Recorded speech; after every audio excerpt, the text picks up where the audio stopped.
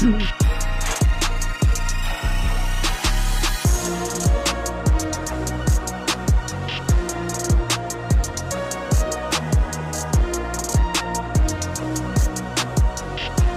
hello, hello. Welcome to the live. Today is day 30. It is day 1 of closing arguments in Diddy's trial. The government gave their closing arguments today. It lasted all day. And tomorrow the defense will begin their closing arguments at 9 a.m. Let me just tell you in short, the prosecution talked about all the things. Even some of the predicate acts that if you based it off of what they put in their letter, you would have thought they were not going to be a part of this case. They were a part of this case. So I can tell you that the prosecution, in conclusion, they said up until today, the defendant was able to get away with these crimes because of his money, his power, his influence. That stops now. It's time to hold him accountable. So before we jump into what went down, get into the weeds of what went down in the closing remarks today by the prosecution. And by the way, the defense goes up tomorrow, and then the prosecution, I believe, gets maybe like an hour to rebut whatever the defense says in their closing arguments. Then after that, it then goes to the jury. I think they're still expecting this to get to the jury Monday, sometime Monday, for them to begin their deliberations. So before we get into the weeds of what went down today, I think it might help to kind of double back on so much of what was done between the last, maybe 48, 72 hours with the prosecution removing specific predicate acts under the RICO charge. And I feel that how the prosecution even worded it in their letter was misleading. So in the letter from the prosecution to the judge, they mentioned the kidnapping charges, 2 kidnapping charges, the one both related to Capricorn Clark, the one where she said she was held for a lie detector test day after day, and when the other one, when Diddy came to her house and allegedly made her get in the car to go to Kid Cudi's house. The arson charge, they talked about no longer wanting to pursue that. And then they also talked about the aiding and abetting of I'm not even sure what words to use on YouTube anymore, but meaning, they weren't going to pursue whatever the description was as far as people aiding and abetting Diddy to traffic people. So as it turns out, what the prosecution took out of the predicate acts under the RICO charge, and just think of it this way, under the RICO charge, there's a menu of all of these crimes that you could check the box on that has been presented in this case. If you check 2 of those boxes under a RICO charge, that is supposed to support you being able to convict this person of RICO. So Diddy has a laundry list of charges. They include the trafficking, it includes arson, it includes kidnapping, it includes robbery, witness tampering, and on and on and on and on. As it relates to the predicate acts that they were supposedly removing from this case, they removed where they had put in the case like attempted arson or attempted kidnapping. But where they had other lines in the document where they're saying we're charging you with whatever wording and arson, that's still there. So if you ask me, what they did was they took away things that may be a bit redundant, but they still kept that charge there. So I think how they handled all of that, even how they put it in the letter, added to the confusion around what exactly are y'all doing. And I totally understand why it came across as they were removing those charges under the RICO or those predicate acts under RICO, because if you read literally the letter submitted to the judge, it reads like that. And there's nothing in there to support, well, we're removing attempted arson in that language because we still have the arson charge in there worded another way. Is basically what it amounts to. So saying all that to say, everything that the prosecution has charged Diddy with still stands. All of it. And today in the closing comments, they threw it all at him. They threw everything they had at him in the kitchen sink. So, I've given my opinion throughout this trial, and it's kind of, sometimes my opinion as far as thinking about what the jury would do kind of changed depended on whatever happened in court that day, what we heard, what messages we heard, what testimony was given, etc. Where I stand, and maybe I'll give that at the end of getting through the prosecution testimony. I do feel comfortable saying, though, through the lion's share of this case, what I felt for sure was that Diddy was going to get some time. I didn't think they had shown us enough evidence to really support RICO, but I thought he would definitely get some time for some of the other charges, especially when it comes to the paid S workers, right? And then as the testimony went on, especially by the time we hit Jane, I just said, okay, it's too much gray. It's too much gray. It is absolutely too much gray. Only thing I felt like if I were a juror that I could feel 100% like beyond, there's no reasonable doubt at all, is the fact that there were paid S workers who were engaged for these explicit activities. That I will feel comfortable saying, okay, yeah, he did that. Everything else to me felt a bit gray. And I don't know if I would feel comfortable sending somebody to prison for life if it feels gray to me. Now, that being said, I think Sean Diddy Combs is a horrible person. And at the end of the day, there's going to be debate even after this verdict comes in, whether or not they prove the case and people's perceptions on this case. But one thing I can tell you for sure, and after this, we will jump into the testimony. Sean Diddy Combs got chances that we would never get. If you just go back through his history of all the chances he got, just off of the big things that we know about, this man has had unbelievable chances to get his shit together. And I also think he's a horrible person. So I don't know if this is karma coming home for him or what.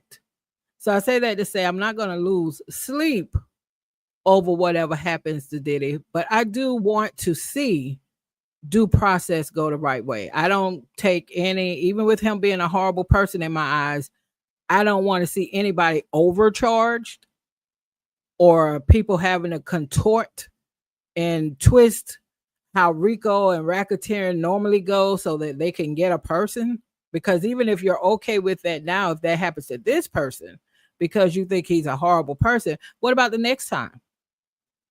So I would want to see due process, and I don't want to see overcharging. If you're going to charge somebody with a thing, I would like to see you have the evidence so that person could be convicted of that thing. But that's my 2 cents.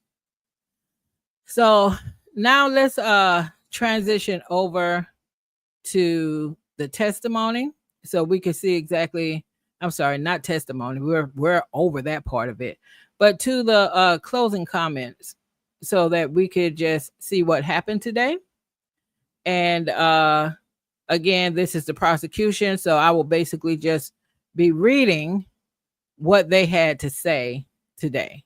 P. Diddy trial updates between her and Inner City Press. Those are the 2 sites on X that I've been following for the updates. They're both in court. And she tells us up top that Diddy is wearing a light blue sweater over a white shirt. He placed a hand on his heart towards his sons, calmly sat, rubbed his palms, thumbed through his briefcase, and poured water, his usual poised routine as closings began. Okay. The judge said today's session ends after the prosecution's closing. We talked about the defense starts tomorrow at 9 a.m. Judge, to the jurors, please give your attention to the parties as they deliver their closing arguments. And here goes the prosecution. Over the past few weeks, you've seen the real Sean Combs, the leader of a criminal organization. He doesn't take no for an answer. He's committed kidnapping, arson, forced labor, robbery, and the brutal crimes of S-trafficking. Consider two key moments. In March 2016, at the Intercontinental Hotel, he violently dragged Cassie back to what he called the freak-off. In 2024, at Jane's home, he choked and hit her. She tried to flee. She could not escape. These were not isolated incidents. They're chapters in the same story, a story built on silence, shame, and fear. He believed his fame, wealth, and power made him untouchable. For 7 weeks, you've heard how his staff enabled his control. We'll now turn to the RICO charges, including S-trafficking and interstate transportation for P, the P word, can't say that on YouTube. Crimes that are each charged separately too. You may think of racketeers. Groups committing crimes are far more dangerous. This was Combs' kingdom. Everyone in it had one job: to serve him and satisfy his every desire, including sexual ones. The law requires us to prove just 2 racketeering acts. We've shown you far more than that. That goes back to what I was telling you all about under RICO, those predicate acts, that menu, the list of charges. That's where you find the arson, the kidnapping, the S-trafficking, all of that. That menu, bribery, tampering with witnesses, all of that. They only have to show or prove 2 of those acts. The prosecutor says, we've shown you far more than that. He ran the Combs enterprise, his inner circle, chief of staff, bodyguards, all of them changed faces, but their roles stayed the same. You heard about KK, his right brain, living at 2-star. She communicated with his girlfriends, coordinated everything. Now that makes me believe that if they get this conviction on Diddy, KK is going to be charged. His security team, D-Rock, Bonds, Rube, Uncle Polly, Fahim, were all armed, all very loyal to him. You heard about the diner incident with Suge Knight. David James told you Combs had guns.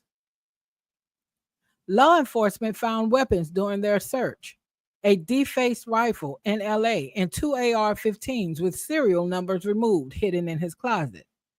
Then there were the rotating assistants, all paid by his business. Brendan Paul made $100,000 a year. KK, 6 times that. When your boss asks you to buy drugs, or when you help kidnap and confine his girlfriend after he stomped someone's face, that's criminal conduct. The law doesn't care if they liked what they were doing.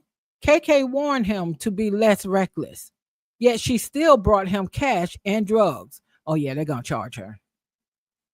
She was part of the enterprise. It affected interstate commerce. And that's all the law requires. Minimal is fine. Sean Combs didn't just benefit from the enterprise, he ran it. He was the boss. The common thread: the racketeering acts, drug distribution, kidnapping, arson, robbery, facilitating S-trafficking of Cassie and Jane, forced labor. Travel for commercial S cover-ups to convict. You only need to find that someone committed 2 acts in any of those categories. 2 drug deals, 1 kidnapping. That's all. But in this case, you've seen far more than just 2. Let's start with drugs, the fuel of every freak off. D-Rock, KK, and Fahim were the most involved. They might all get hit with charges if they get this conviction on Diddy. But many helped keep the drugs flowing. This wasn't about marijuana. Brendan Paul himself called them hard drugs. You've seen the stipulations about what was found in the searches: cocaine, meth, oxy, ketamine, a dissociative, GHB, mushrooms, Molly, Tusi, a pink dyed mix. It's all in exhibits. The quantity doesn't matter. That's not a legal element here. And distribution doesn't require a sale, just the act of sharing or moving drugs. You know the dealers: Guido, One Stop, Baby Girl. Jane testified she was told to bring drugs with her when she flew to meet the defendant twice. KK helped coordinate. The text confirm it. KK instructed Jane to swing by Mapleton and pick up the Guido package. You heard that phrase used during hotel nights. And now you know what it meant: more ecstasy. Even security knew it. Guido texted Fahim saying, "Puff has a $450 balance with me." Brendan Paul requested $780 for personal Gucci items that was code for hard drugs. Distribution happened. It doesn't matter that it wasn't kilos or sold on corners. Personal use is a distraction. These drugs were bought and passed around him. Cassie used drugs at every freak-off, drugs supplied by the defendant. He introduced Jane to drugs and gave them to her on nearly every hotel night. He gave drugs to Kerry Morgan, Barnaba Nolan, and even made Brendan Paul try Tootsie to test its quality. D-Rock would text One Stop saying, "Need to see someone for bro," meaning Combs. Guido asked Fahim to cover Combs' drug debt. KK knew he was distributing drugs to women for what they called the Wild King Nights. Jane told KK she was having a bad come down. KK gave her pro tips to manage it. That's drug distribution, plain and simple. Now let's talk kidnappings committed under both California and New York law. Take Cassie. Bonds made sure she did not leave. The defendant called Cassie a SLUT and stomped on her face. She was disfigured. Roger Bonds caught her and dragged her back. Combs forced her to the London hotel on Sunset so no one would see her. She wanted her mom. He said no. Cassie never consented to being held at that hotel. David James told you Combs demanded to see his phone, wanted to know if he posted about the club assault. And then there's Capricorn Clark. Capricorn was held for days in an empty Manhattan office and forced to take a lie detector test over missing jewelry. Uncle Polly brought her to what became Bad Boy headquarters. She was tested for 5 lies. The examiner told her if she failed, she'd end up in the East River. In Central Park, the defendant told her if anything happened, he'd have to kill her. David James remembered he was tested too to root out the rat. In December 2011, Rube helped the defendant kidnap Capricorn. It started on December 22nd. Combs pounded on her door with a gun. He was out for revenge. "Get dressed. We're going to kill Kid Cudi." He barked. He drove her to Kid Cudi's house with a gun in his lap. That's kidnapping. He transported her a significant distance. He told her she would not be free until she brought him Cassie, who he kicked into a fetal position when she arrived. Cassie testified to this. That same morning, the officer responding to the 911 call saw a black Escalade registered to Bad Boy. Weeks later, on January 12th, 2012, Kid Cudi's car was set on fire, arson. Someone cut a hole in the roof and dropped in a Molotov cocktail. No, we're not saying Combs cut the hole. He did not even buy his own soup. You heard the voice notes. Combs did say he'd blow up Kid Cudi's car. What are the odds? He says it, then it happens? The coincidences pile up. He and Rube were nearby weeks before. Cudi drove that same Porsche the night of the trespass. What are the odds? Cudi had no enemies except Combs. D-Rock later brought Cudi to him. Combs looked like a Marvel villain, and years later, he apologized. Now let's talk about bribery. Starting with the 2016 video. The defendant was having a freak-off with Cassie, and an escort named Jules Flores walked in and found Combs in a chair staring with what he called a devilish look. Another man was in the room. Combs tried to hand Flores a stack of money. That was his first attempt to bribe someone that day. Once Cassie left, he began immediate damage control. The defendant called Cassie over a dozen times. Text messages said, "Call me, cops are here." He wasn't concerned about her. He was manipulating her. He knew there was video of the assault. He went banging on her door with a hammer. Neighbors were ready to call the police. Some did. Carrie Morgan had the LAPD officer's card. KK coached the cover-up. Say you had fun. Drunk night. She called Eddie Garcia. He said no. So KK went in person. Eddie refused to show her the video, but said off the record, it's bad.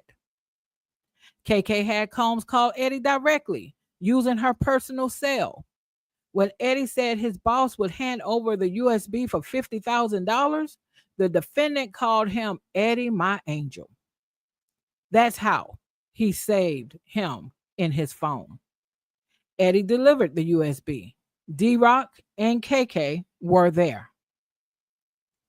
Combs counted out the bribe dollar by dollar. Eddie said the security guard told him he came up with Combs, i.e. D-Rock. Eddie asked, what if Cassie calls the police? Combs knew the risk. Eddie found an ID of a stand-in for Flores. NDAs were signed. No one to speak a word. As Eddie Garcia left, the Combs told him, don't make any big purchases.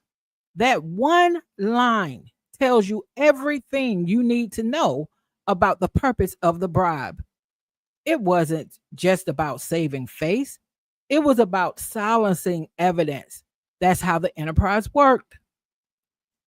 Shield the defendant. Protect the image, no matter the cost. You can find that Combs' criminal enterprise helped him commit S-trafficking of Cassie Ventura and of Jane. Both women were forced through threats, lies, drugs, and violence into having S with male escorts. This is not about criminalizing dysfunctional relationships.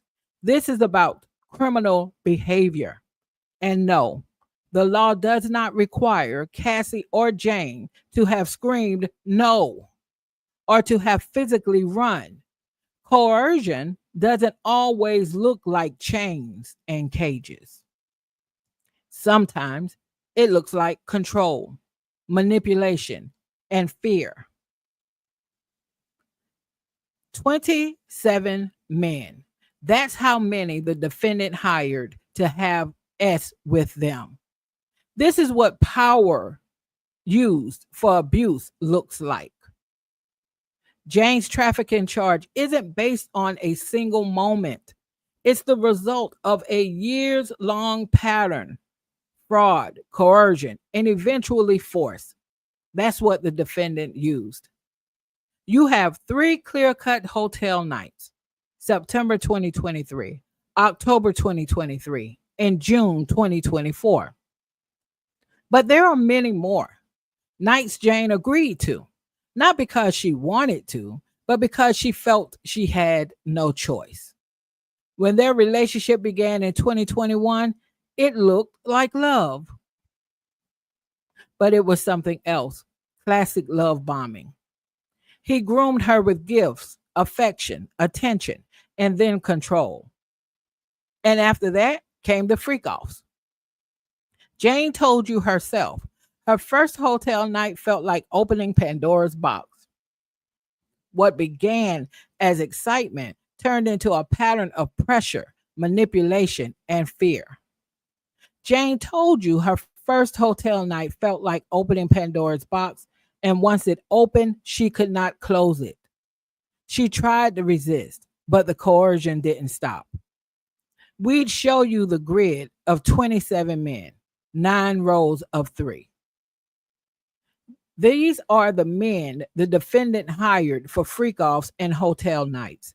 These are the men who had S with Cassie Ventura and Jane while the defendant watched, filmed, and directed. He lured Jane in with promises, trips, shopping, glamour. But those were just lies. Lies he told to keep her participating. In April 2023, he began paying her rent. That's a gift? It quickly turned into a weapon. When he controlled her rent, the coercion picked up steam. Every time she resisted, he threatened to cut her off financially and emotionally. She did not feel free. She felt obligated. She did the hotel nights because she feared the consequences if she did not.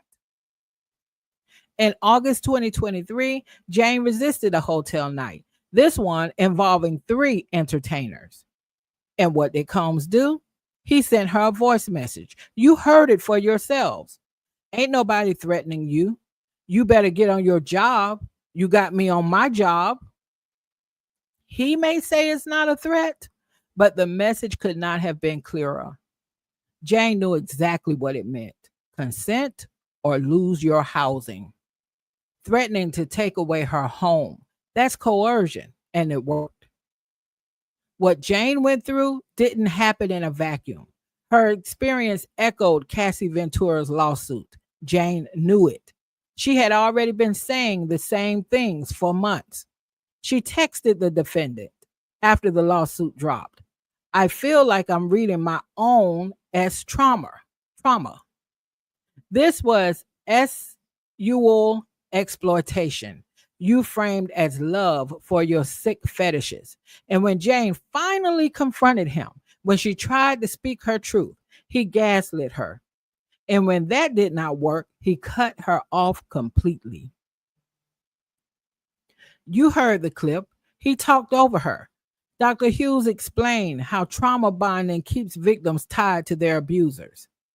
Jane often felt like the defendant never truly listened. She said he dismissed her pain with, just move on. When she confronted him, he told her to charge him, said lawyers would get involved, and hinted at paying her off to keep her quiet.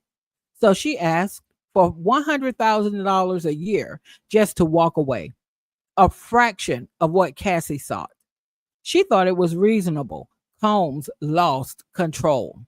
Jane refused to lie for him. Jury can read the messages yourself. She wrote that he threatened to show her S tapes to her child's father. Then, despite everything, he told her to come to Miami. She made it clear she didn't want another hotel night. He agreed, but he lied. He called in an escort anyway. She was still under pressure. She wrote, I hate worrying about the rent. That was 2024. And it came to a head in June. He assaulted her and forced her to perform oral S on an escort. That is S trafficking. It was interstate. Even the Astroglide crossed state lines. The law is clear. It only takes one time. Force, threats, fraud, coercion. He knew what he was doing or did not care to know. And saying yes once doesn't mean yes forever. In 2023, he promised Jane a real New York weekend, no games. But he brought in escorts again. She messaged him, "It's dark and sleazy. I'm scared of losing my home." His reply, "Girl, stop." Then he FaceTimed her, pretending it would be a nice dinner. Another lie. Behind the scenes, he was texting Paul Arthur, an escort. He was setting up another hotel night. Before Jane's flight even landed, he messaged her, "I have a surprise for you." That's a completed act of S trafficking before her plane even touched down. She did not want it. She was coerced. She messaged him again. "In New York City, I knew you would pair me up with a random person." That's not love. That is manipulation. That's trafficking. She was so disgusted at the sobriety party that she vomited. That's because she had not taken drugs to numb it. Earlier on, Combs had tricked her by inviting the escort. So, under pressure, she called Cabral to come to New York. In her next text, she wrote to Combs, quote, "In New York City, I knew you would pair me up with a random person." Jane texted him, quote, "I'm not a P star. I'm not an animal. I need a break." His response, quote, "Let's spend the day together, no strangers." She replied, "You'll love bomb me." She knew the cycle: affection, control, and then the same pattern again. When the affection did not work, Combs used pressure. The house. Quote, "Are you going to let me into our house?" He texted her 8 times. Then he claimed he was sick, that he needed her. So she gave in. She went and ended up having S with 3 men. This time, there were no drugs, no haze, just compliance after coercion. Even after she vomited, he said, "Get back out there." In 2024, it happened again, but this time in Jane's own house. 3 months after Homeland Security searched his homes, he used her home. They were supposed to have a normal, fun date night. They drank. They argued. Jane pushed his head into the counter. He screamed at her. She told him to leave. She ran, slamming doors behind her. He kicked down 3 doors. You've seen the damage. Here's one on the screen now. She ran without shoes. She hid, but he waited. Jane struck the defendant, and in response, he punched her in the face. You've seen the photos. He dragged her by the hair, forcing her back into the house. Jane grabbed his phone and called the other woman, shouting in desperation. The defendant, in turn, called Jonathan Perez. Then it escalated. Combs followed her into the shower, hit her again, knocked her down. Afterward, he contacted Anton, the escort, and told her to come over and have S with him. Jane, bruised and shaken, put on makeup to cover the injuries and drove to pick Anton up from the gate.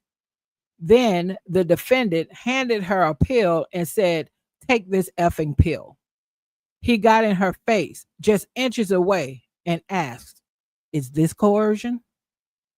He was mocking the very law he was violating. He knew what he was doing, and he did it anyway. Jane said no, she didn't want to have S with an escort, but he ignored her. He would not accept no. So Jane complied. She performed oral S on Anton until Anton ejected. The defendant told security to bring payment for Anton, but they didn't have the cash. The next day, he handed Jane the money and made her send it. She Ubered the bag of cash to Anton herself. That's not consent. That's coercion. In December 2023, Jane reached out desperate for help. She texted KK, the defendant's former chief of staff. Her message was raw, painful, and terrifying. Quote, he just threatened me about my S tapes. He said he would expose me and send them to my child's father. She told Coram that those tapes showed her, quote, heavily drugged and performing acts at his request. She was trying to heal, trying to find peace, but he would not leave her alone. Quote, all I asked for was my space. I'm beyond hurt by him. And how did Coram respond? With familiarity. She wasn't shocked or confused. She simply said, I always tell him all the time to just give these things space. Otherwise, we end up in a situation like we're in now. Jane didn't want to involve her, but she was afraid. She said, quote, please talk some sense into him because this isn't fair to me at all. I'm traumatized. I'm just privately healing and he keeps bothering me. She made it clear those were tapes of her heavily drugged, doing things she was told to do over the span of 3 years. That's not consent. That's exploitation. And now he was using those same tapes to control her. This isn't about a breakup. It's about threats, blackmail, and psychological torment. And it wasn't just in December. Back in September 2023, before a trip, Jane texted Combs directly. Quote, it's dark, sleazy. It makes me feel disgusted with myself. I don't want to feel obligated to perform these nights with you in fear of losing the roof over my head. She told him she did not want to play that role anymore. No more trips, no more coercion. She wanted freedom. But to him, her no never mattered.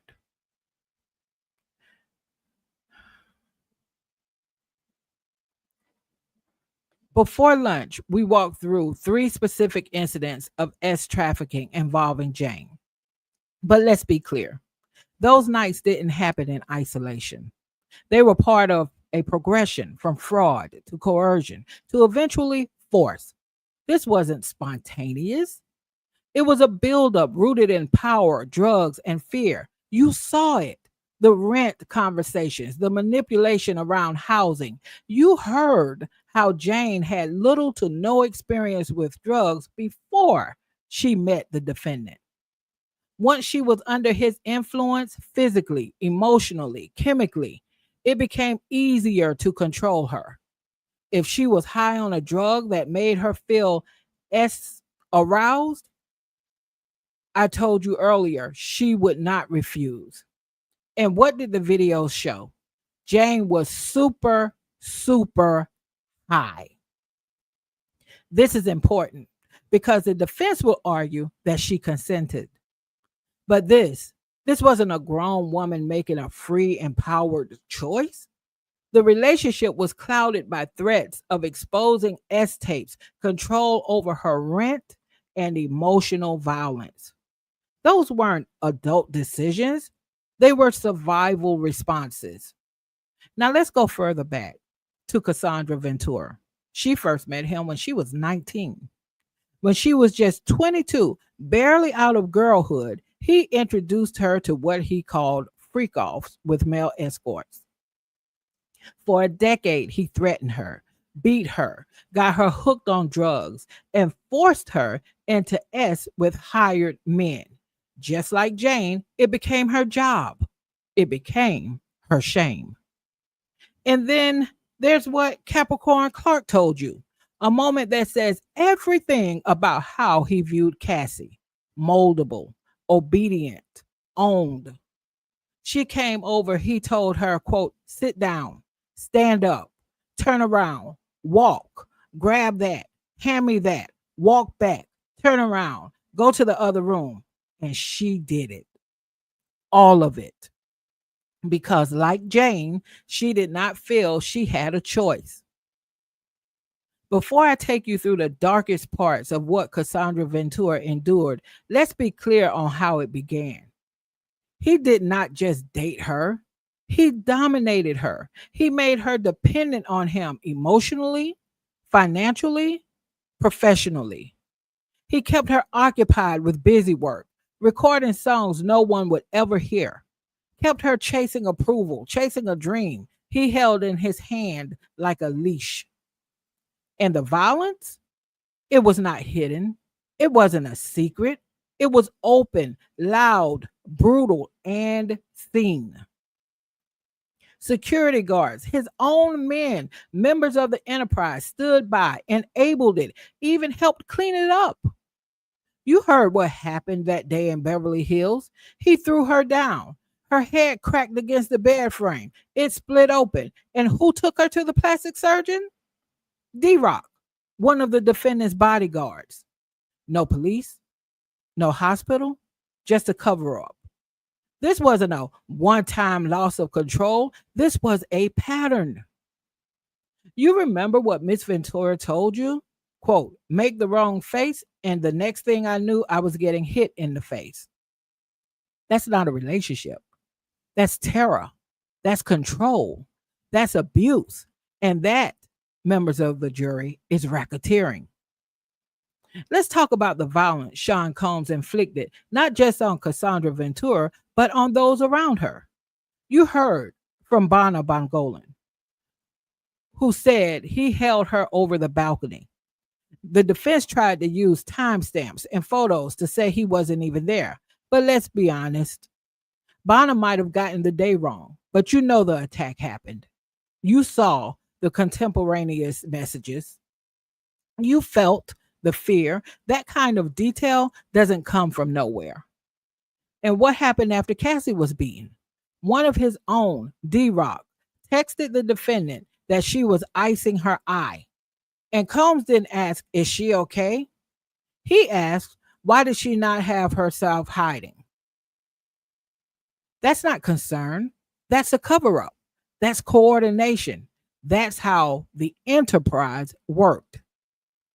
D-Rock wasn't just security. He was surveillance. He was in control. He was responsible for making sure Cassie didn't show the world the damage.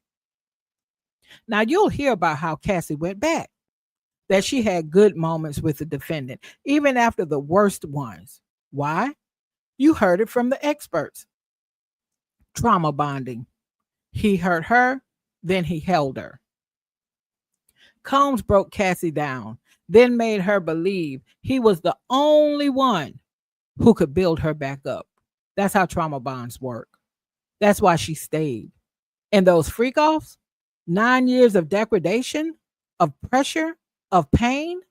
She even texted once, quote, I love our FOs, then quickly added, when we both wanted. The second part matters, when we both wanted, because most of the time it wasn't what she wanted. It was what he demanded. These encounters were not romantic. They were not mutual. They were hours long. She was forced to participate while sick, bleeding, or in pain. She was urinated on. This was not intimacy. This was humiliation weaponized. And those videos the jury saw, that wasn't love. That wasn't freedom. That was a performance, just like Jane. Don't be fooled into thinking it was anything else. Let's walk through what happened at the Intercontinental Hotel in Los Angeles in 2016. You've seen the footage before, but today I want you to see it differently, with context. With clarity, Cassie had just walked out of a freak-off. She wanted out, but what does he do? He goes after her in the hallway, in public, on camera. He assaults her. Why? The defense says it was about a phone, a simple fight, a misunderstanding, but you know better now. He wanted her to come back to the freak-off, back to the submission, back to control. This wasn't a lover spat. This was S-trafficking in plain sight, on surveillance in a luxury hotel hallway. This was power trying to force itself back into dominance. He did not want her to walk away. He wanted her to obey. Combs controlled every detail of Cassie's life, right down to her hair and nails at red carpet events. At the 2014 Vanity Fair party, she was told exactly how to style her hair. He blocked her career. She was denied a spot in a Common video. He paid for her car, clothes, phone, vacations, making her utterly dependent. He extended that control to her family. When he learned she was seeing Kid Cudi, he demanded $20,000 from Cassie's parents or he'd release sex tapes. Despite bringing in and dispersing $3.2 million that month, it was never about money. It was about dominance. Dr. Hughes explained it well. When an abuser destabilizes a victim, they seize control. He punched, kicked, and dragged her. After the worst episodes, he hid her in hotel rooms to recover out of sight. Photos and videos confirmed it, and D-Rock, Rube, Polly, all of them knew. He assaulted her at a Prince party until security stepped in. Friends Mia and Myra Morales described similar abuses. He threatened her with S-tapes at the house and attacked her again in Jamaica. In Las Vegas, she was curled up under a toilet when he beat her so badly that even D-Rock was moved to tears. And of course, there's the Intercontinental Hotel hallway attack, caught on tape. For Cassie, abuse became routine. It happened to Mia, Devontae Nash, and even Bono. He controlled her on social media. When she was in South Africa, KK and D-Rock kept tabs on her. D-Rock even reported her state back to Combs. She's icing. Tell her to chill. He ordered her on a Malibu living room floor. She said no. She wept. He wrote afterward, quote, "I could tell I didn't turn you on yesterday. That is R." But trauma bonds pulled her back. Hours-long performances, master filmmaker fantasy. Sometimes he even had escorts urinate on her or urinated himself. Why? To satisfy his S fantasies, she became drug addicted.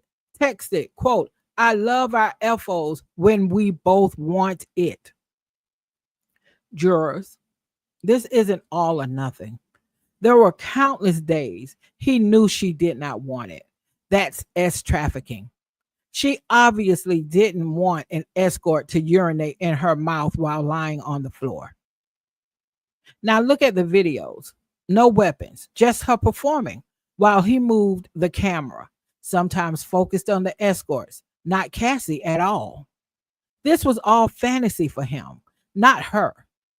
At the Intercontinental on March 5th, 2016, her premiere night, she agreed to a freak off.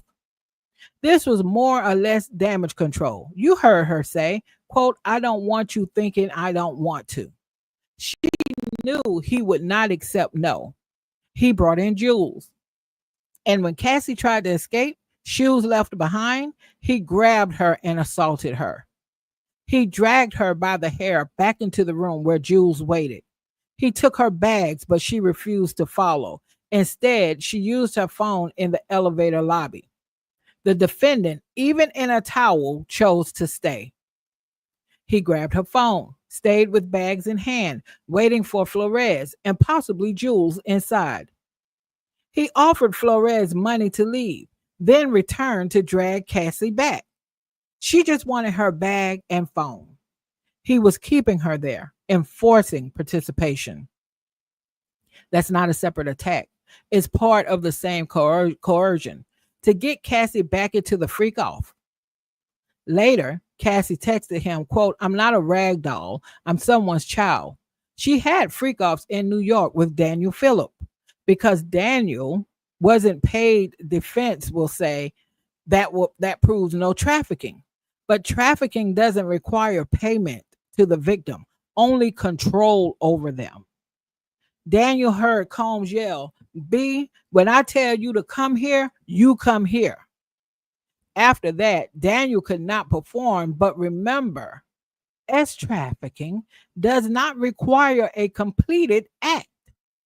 At the cons, at the film festival, Combs accused her of stealing drugs, threw her off a boat without her passport. Mia heard it. They flew back to New York and he showed her freak off videos on board. He threatened to release S tapes. In New York, they had another freak off. He threw her off a boat to scare her. Cassie said, quote, I didn't know what no would mean. He could be violent. The defense says Cassie chose to stay, but put yourself in her place. This was force, leverage. There were drugs, disassociatives, and numbing agents to dull her pain. Yes, some messages sound consensual. That doesn't mean she wanted it. Remember when he demanded, quote, you're supposed to be seducing me all day? That was his fantasy, not Cassie's. She told him she did not want to do freak offs. Even on her 29th birthday, Deontay told you she left her own party for one. If he wanted it, it was going to happen. She had no real freedom. She didn't have the freedom to make voluntary adult choices. Let's go back to count one, those freak offs. Combs didn't act alone. KK, D-Rock, Fahim, they enabled it. KK arranged for Clayton Howard to enter her room. Jonathan Perez viewed videos and showed KK. Fahim supplied drugs during sessions. On February 18th, 2024, after Jane complained to KK, KK still sent supplies for Wild King nights, freak-offs. D-Rock iced Cassie's black eyes. He knew exactly what was happening. The idea they didn't know, that's absurd. David James, Deontay Nash, Jonathan Perez, they all saw strangers in Combs' homes. They saw Jane with escorts while Combs watched. That's interstate travel for P2. You all can fill in the blank. You know how YouTube is. Combs booked the travel and paid for it. Count 3 covers freak-offs with Cassie.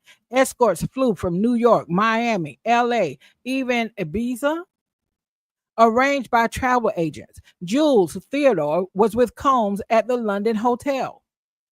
He bought her Amex ticket, paid a $2,000 bill, message, quote, I will tip you. For what? SEX? And that was just one incident. There was another, with Jules beginning at 7 a.m. At Turks. Combs asked, how should I pay Paul? He paid for Paul's travel. For what? SEX? These aren't one-off events. These are racketeering acts. Travel, payment, coercion, organization. The law doesn't require that everyone fully consents. The fact remains, he orchestrated this. Sean Combs is guilty. Let's talk about Reggie. He flew from Las Vegas to LA for one reason, SEX. Jane sent him $1,100 via Cash App. Here's the hotel folio. $4,000 in damage. Bodily fluids on the floor. It could not be clearer. Every time Christina Coram arranged travel for these Wild King nights, she helped facilitate a crime. Maybe she didn't like it, but she did it. She set up Wild King travel to Vegas. You heard it straight from Combs. The wildest Wild King night in Vegas, his own words. KK knew exactly what was going on. She wasn't just booking rooms. She wasn't inducing travel. She was inducing travel for P2. Okay. That's a crime. That's racketeering. Here's an audio message Combs sent to KK asking to, quote, Hunt for the essiest, most unapologetic Wild King S room in Vegas. This wasn't just a phrase. Wild King Nights meant S with escorts. She helped book Cabral's travel. She got the cash. She made the plans. She knew the game. And each time she did it became another racketeering act. You only need to find two. But just in this portion alone, there are dozens. We presented 4 women: Cassie, Jane, Mia, and Capricorn, who were victims of forced labor. For Cassie and Jane, it was relentless S service. Cassie called them grueling, sometimes lasting up to 4 days straight. Jane described it the same way. It often took them weeks to recover. That is not consent. That is forced labor. Christina Coram kept arranging hotel rooms and traveled to make these freak-offs happen. Now let's talk about Mia. She started working for Combs and eventually ended up at Revolt. At one point, she went 5 days without sleep. She described multiple assaults of Combs putting his hand up her dress, forcing his way into her bedroom, and penetrating her. In one incident, Combs cornered her in a closet and forced her to perform oral S. Another time, she blacked out in the bathroom of a private jet and still can't recall what exactly happened. These were not isolated experiences, they were patterns of trauma. Even under tough cross examination, Mia remained clear and consistent. She wasn't just doing a job, she was forced to perform labor and S services under threat and violence. He threw her against the wall. He slammed a door on her arm. She witnessed violence at Prince's party and in Turks and Caicos. And remember, forced labor is just one of 8 racketeering acts we've outlined. You've heard evidence of drug distribution, kidnapping, arson, robbery, and S-trafficking. You've also heard the interstate transportation for forced labor and witness tampering. We don't need all 8. We don't even need most. To find racketeering conspiracy, all you have to find is 2 acts. 2 from this entire pattern. 2 acts committed through this organized web of control, silence, and fear. That's all. And you've heard more than enough.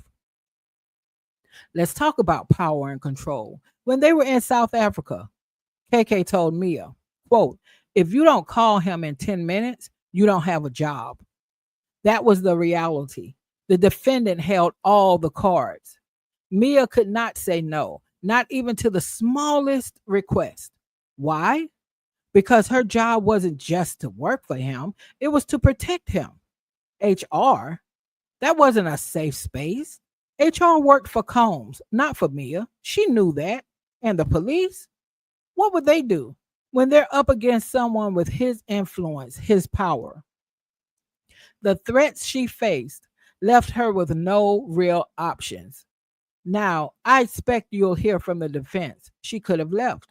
She told him she loved him. And yes, Mia was honest. She told you there were high highs, but there were also devastating lows. Take Capricorn Clark. All she did was raise an overtime issue. She brought it to HR.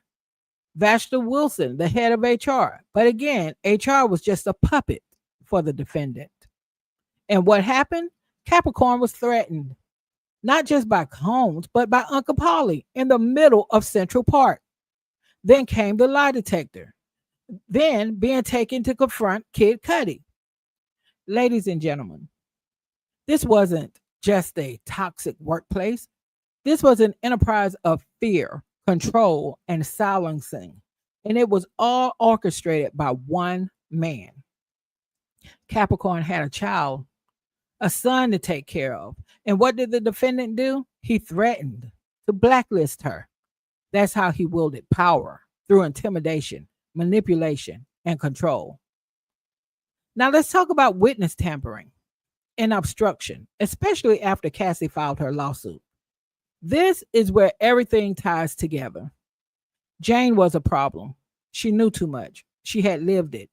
After Cassie's lawsuit hit headlines, he moved fast to contain the fallout. He called Jane. These calls, they were recorded on KK's phone.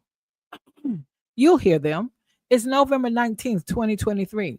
Cassie's case has already been settled, but he was panicking and terrified of a criminal investigation. So what did he say? What can I do to make you feel better? Combs knew not to say too much. I can't be speaking on the phone, he says. And then he starts rewriting history right there. While recording, he tells Jane, we just did some kinky S I thought we both enjoyed. He's trying to gaslight her. To rewrite her trauma as fantasy. She already told him, quote, you gaslit me. And in the background, you hear the scratching of a Sharpie. He's taking notes, planning, plotting, trying to shape Jane's words. You've seen the lawyers passing notes in the courtroom. Now ask yourself, how long has this game of deception been going on? After that, Combs had D-Rock reach out to Mia, asking her to say something that was not true. You remember how Mia responded? She'd witnessed him slam Cassie's head into a surface. D-Rock had seen it too. Yet here he was asking Mia to go along with a lie. And as the federal investigation intensified, the pressure on Mia did not stop. D-Rock called her 5 times in a row. That wasn't a coincidence. That was a strategy. Look at the chart Ms. Sankar showed you. It connects the dots. The way the defendant treated Mia, that wasn't just manipulation. It was witness tampering. It was obstruction. Let's not forget the intercontinental assault video, the one everyone saw. Combs tried to bury that too. That's bribery. That's obstruction. For years, Combs had gone to great lengths to hide his crimes. But when the truth started spilling out, he did not turn inward in reflection. He turned to his inner circle, desperate to silence the people who could bring him down. Listen to the call in 2023. In 2023, Combs told a tearful Jane, quote, I just needed to tell you that I need your friendship. It wasn't a show of concern. It was manipulation. She had just read Cassie's lawsuit. She saw the mirror of her own trauma, and he knew it. Combs wasn't apologizing. He was gaslighting.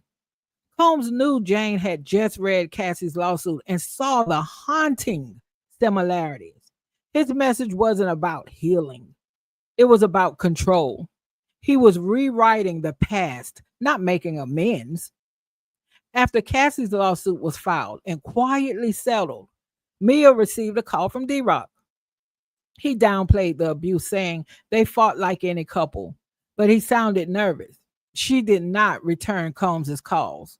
Later, D-Rock offered to, quote, send her something. She refused. Combs is guilty.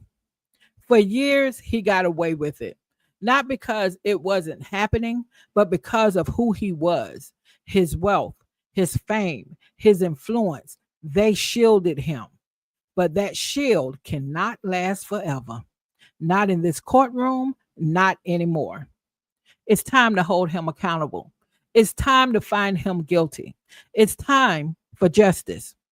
Crime after crime, year after year, Combs kept going because he had the power to bury the truth. But that ends now.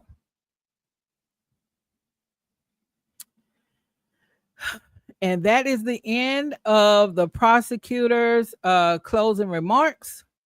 The defense will give their closing remarks tomorrow at 9 a.m. And then the prosecution gets a chance to rebut whatever the defense's arguments or the defense's closing statement.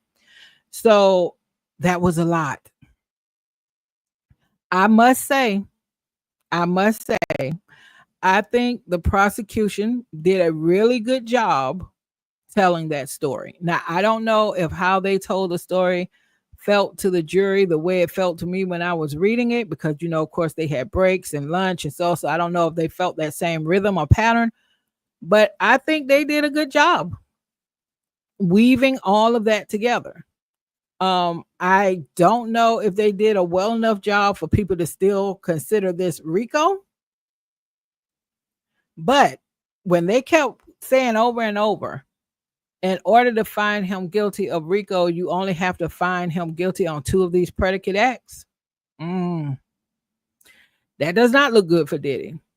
And I could tell you, I've been asking since I've been following this trial, where's KK and where's security? Because they were all throughout this thing and they were assisting, especially when Bonds went and got Cassie that time and brought her back after Diddy had allegedly beat her down in the Escalade and stomped on her face. I was like, where's he?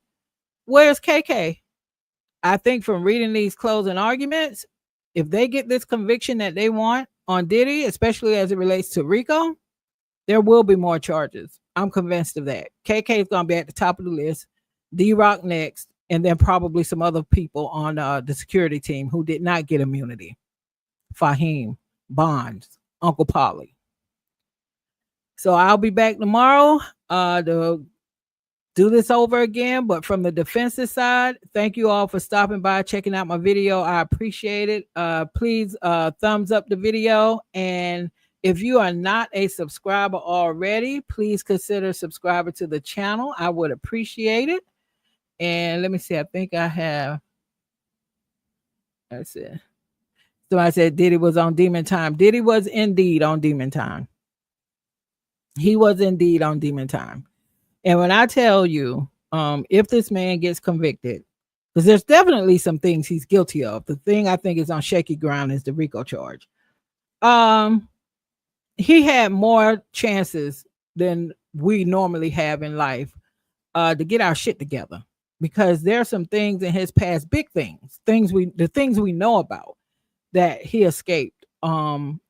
And you would think those things would have been enough for him to pull his shit together, but that's not what happened. So, like I said, please stay tuned. I will be back tomorrow to read the full argument by the defense as well, just like I did for the prosecution. And we'll see where all of this goes from here.